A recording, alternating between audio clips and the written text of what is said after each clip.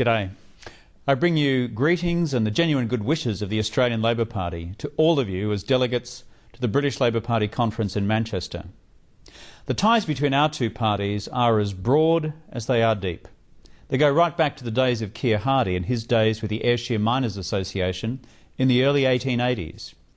Keir Hardie was only 25, and one of his 17-year-old branch secretaries was a man called Andrew Fisher, who'd grown up in Crosshouse, not far from Kilmarnock.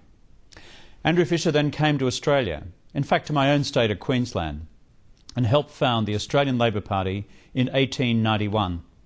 Fisher later became Labor leader in 1908, 100 years ago this November, and he became the first Labor Party Prime Minister of a majority Labor government in Australia's history, and the first anywhere in the world.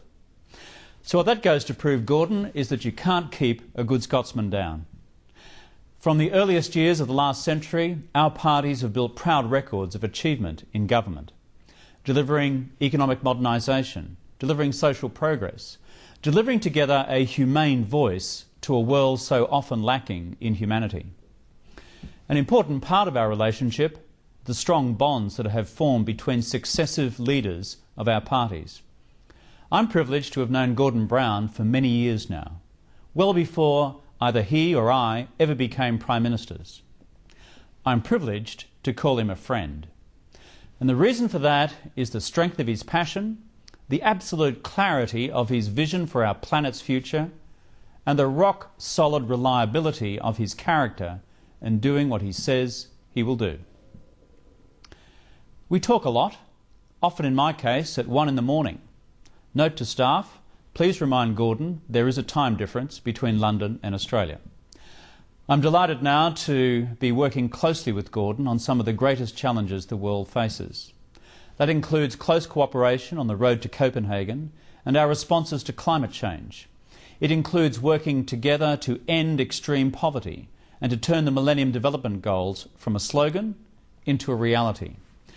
It also includes the work we will do together on nuclear non-proliferation. The voice of progressive politics, both nationally and internationally, is needed now more than ever in the changing world we now share. The voice which says that while markets are powerful, that markets also fail. The voice which says unequivocally that public goods like decent health and decent education should not be provided for just some, but in fact provided for all. The voice of the reforming centre that recognises both the limitations of what markets can do and the limitations of what governments by themselves can do. But of equal importance, the voice that says that in this age of great global interdependency, the voice that says with absolute clarity that national solutions now only take us so far, and the need for a new form of international cooperation has now become paramount. On security, on the economy, on development, on disarmament, and the future of the planet itself, whose time is simply running out. And that is where leadership is necessary. And that's where global leadership is necessary. And that's where British global leadership is necessary, of the type I have seen for more than a year now from your Prime Minister, Gordon Brown. The ability to look beyond the horizon of domestic politics to deal with the great challenges of our age. I wish you all the best for this conference.